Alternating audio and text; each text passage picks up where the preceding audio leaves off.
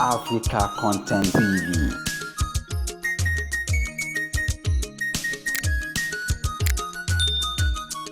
Brother mi ọmọ ìyá ọmọ àbálà wa kò rújú rárá aláàfin ò ládé adé aládékún la gbà fáláàfin orí adé ọmọ ládé òdi bẹ́ẹ̀ ni ọmọ ọ̀pọ̀lọsẹ̀ mẹ́sàn-án àdékún ìlà fún pàkàrà àdékún lé ẹnu la fi mu tí elépo moríbá àwọn bàbá mi àsìkò àlàmúṣe orí mi ó pọ̀ bẹ́ẹ̀ ni sọ méje níwèé tẹ́lẹ̀ ooru mi àròfin méje níwèé tẹ́lẹ̀ ẹgbẹ́jì àbọ̀rọ̀ jù. àbí bàbá wa rèé tí Ààrẹ bá ń sọ̀rọ̀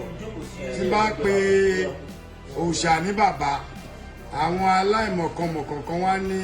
ta bàbá yín àmọ́ wọn mọ̀ pé ọgbọ́n ju agbára lọ tá a bá ní bàbá nílẹ̀ kóòtù òjìire àwọn bàbá wa mọ nǹkan tó ń pè ní bàbá kò ń ṣọjọ́ orí. èyí bá rí pé arábà ní bàbá àràbà ní bàbá àgbà yìí wọn ọ̀dẹ́ ń fi ẹnu wọn fi ń tò wọn ọ̀dẹ́ ń fi ọjọ́ orí wọn fọjọ́ orí sí wọn fọjọ́ orí sí so àgbà ni àwádẹ́ gbà fún ẹnbi tó bá ní ká máa lọ là ń lọ àmọ́ ilẹ̀ Yorùbá tá ń tẹ̀lé bàbá mi kílẹ̀ rí sọ̀rọ̀ ilẹ̀ Yorùbá yìí kílẹ̀ rò kó máa ṣẹlẹ̀. a máa gbà ní àtúntò tó ló ń pàṣẹ ní. eléyìí ò lè kò rújú ẹni pé kò sí sítórì. ẹ̀kọ́ láàrújọ. àròjọ púpọ̀. a máa gbà. àdẹ̀fẹ́ wàhálà àkànfẹ́ ẹ̀kọ́ wa jẹ́jẹ́ ni a kì í ṣe ẹnu kò ń ṣariwo ẹ̀jẹ̀ tẹ́ bá ti rí wa ẹ̀ ti rí pàwọ̀ sọ̀rọ̀ jàùjàù a kàn fẹ́ kí nǹkan tá à ń ṣe kí iṣẹ́ tí bàbá yìí ṣe kó má bàjẹ́ nítorí pé ọ̀nà tá a rìn ó ti pọ̀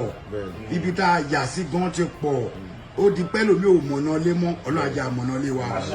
pẹ̀lú àṣẹ ọlọ́run brọ́dà mi rèé ọmọ aládìkún èmi ò ní nǹkan mi ti máa ń pè ọmọ aládìkún tí kì í di tiẹ̀ láàbọ̀ ó dídí ní torí ẹlòmí ò mọ̀ tó bá ní aládìkún ọmọ pàdìkún wọ́n dín nǹkan yẹn ó dàbí ẹni tó kó nǹkan sínú apẹ̀rẹ̀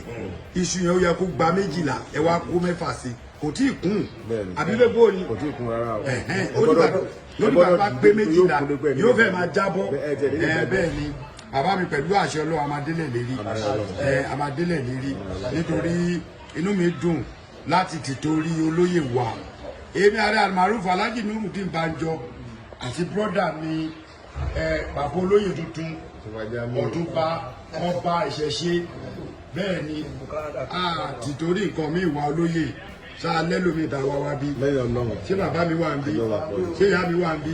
tàlà wá kò jù yẹn lọ.